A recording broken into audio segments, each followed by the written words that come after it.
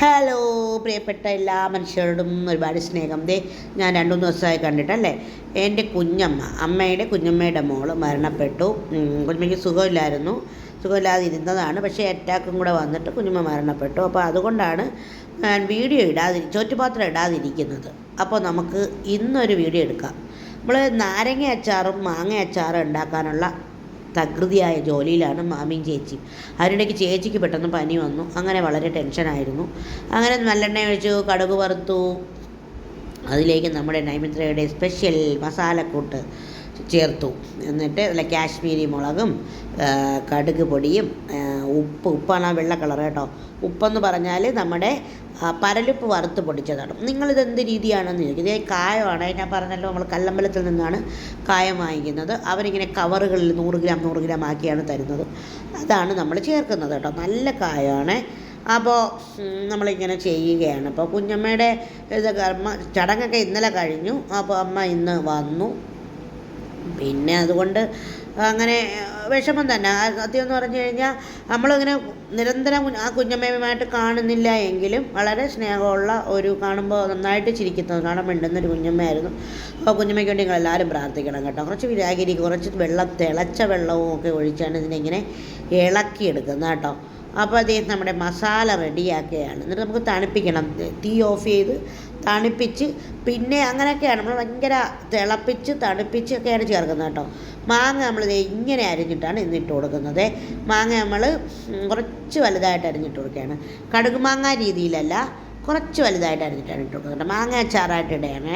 നല്ല super tasty മാങ്ങ അച്ചാറാണെന്നതിൽ ഒരു സംശയമില്ല.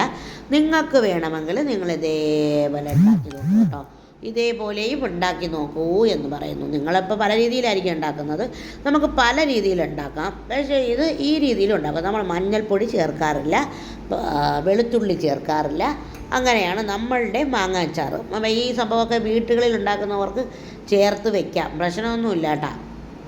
മാങ്ങ കുറച്ചായിട്ട് ഇട്ട് മാമി ഇങ്ങനെ തട്ടിപ്പൊത്തി എടുക്കുകയാണ് കേട്ടോ. നമ്മൾ തട്ടിപ്പൊത്തി എന്നാണ് ഇതിനെ പറയുന്നത് കേട്ടോ. തട്ടിപ്പൊത്തി എടുക്കുകയാണ്. അപ്പോൾ കടുക് പൊടിയുടെയും എല്ലാം മണം ഇങ്ങനെ വരാൻ കേട്ടോ. സെറ്റാക്കി ഇങ്ങനെ സെറ്റാക്കി വെച്ചിട്ട് മാമി ഇനി ഇപ്പോൾ അങ്ങോട്ട് സ്റ്റീൽ പാത്രം എടുത്ത് വെച്ചിട്ട് കോരയാണ് കേട്ടോ. സ്റ്റീൽ പാത്രം എന്ന് വെച്ച് കഴിഞ്ഞാൽ ഇതിൽ തന്നെ ഇരുന്നാൽ പ്രശ്നമാണ്.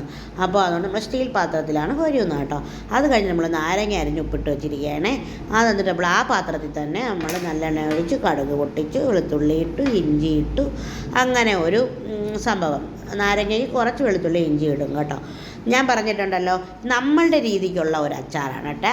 വറ്റൽമുളക് കൂടി ഇട്ട് കൊടുത്തേ. അപ്പോൾ നിങ്ങൾക്ക് എങ്ങനെ വേണമെങ്കിലും അച്ചാറുണ്ടാക്കാം കേട്ടോ.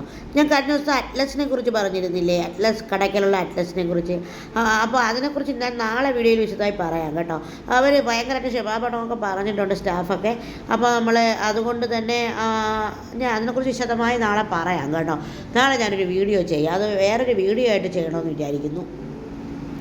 അപ്പോൾ നാരങ്ങ അതിലേക്ക് ഇട്ട് കൊടുത്ത് തട്ടി ഇളക്കി എടുക്കുക. എണ്ണയിലിട്ട് തട്ടി ഇളക്കി കുറേ നേരം ആ എണ്ണയിലിട്ട് നമ്മളിങ്ങനെ വേവിക്കും കേട്ടോ. വേവിച്ചിട്ടേ നമ്മൾ മസാല ചേർക്കുള്ളൂ കേട്ടോ.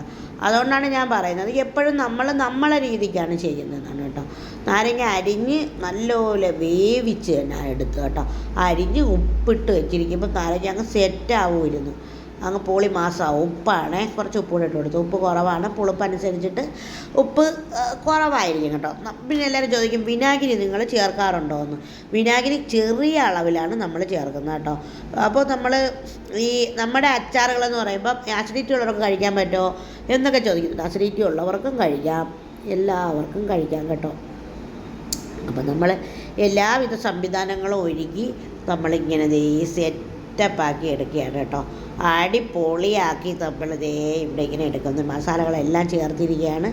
മസാലകളെല്ലാം ഒത്തെടുത്ത് ചേർത്ത് ചേച്ചി അവളെ കണക്കനുസരിച്ചിട്ട് ഇത്രയും അധികം ഇടുന്നത് കൊണ്ട് അവളെല്ലാം അളന്ന് തൂക്കിയാണ് എടുക്കുന്നത് കേട്ടോ. അപ്പോൾ നമ്മളൊരു 20 കിലോ നാരങ്ങാച്ചാറാണ് ഇപ്പോൾ ഉണ്ടാക്കുന്നത് കേട്ടോ.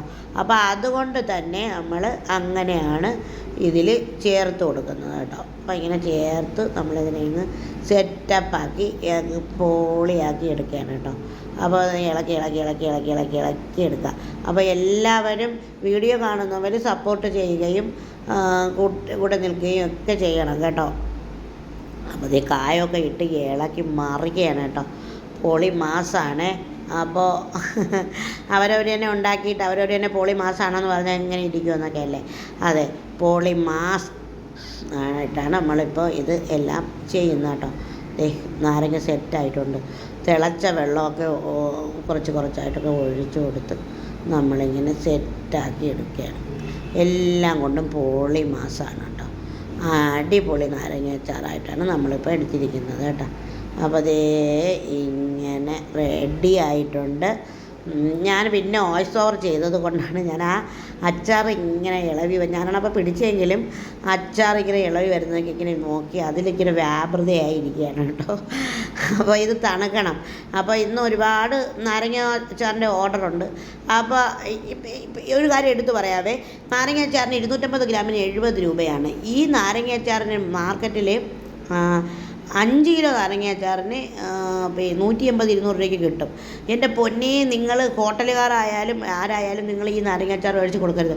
അങ്ങനെ നാരങ്ങ അച്ചാറൊന്നും കൊടുക്കാൻ പറ്റില്ല. കഴിഞ്ഞ ദിവസം എനിക്കൊരു ആൾ ഫോട്ടോ ഇട്ട് തന്നിട്ട് പറയാണ്, ഞാനാണെങ്കിൽ ഇത് 50 രൂപ വെളുത്തുള്ളി ഉണ്ടെന്ന് പറഞ്ഞൊരു ബോട്ടിൽ. ഇത് എങ്ങനെയാണ് ഈ 50 രൂപ വെളുത്തുള്ളി കൊടുക്കുന്നത് ഒരു ബോട്ടിൽ നിറയെ 250 ഗ്രാം? എനിക്കറിഞ്ഞില്ല കേട്ടോ. അപ്പോൾ ഇത്രയേ ഉള്ളൂ ഈ വീഡിയോ. നിങ്ങൾക്ക് എല്ലാവർക്കും ഇഷ്ടമായെങ്കിൽ സപ്പോർട്ട് ചെയ്യണേ. ഒരുപാട് ഇഷ്ടത്തോടെ നിങ്ങളുടെ സ്വന്തം ദീജ.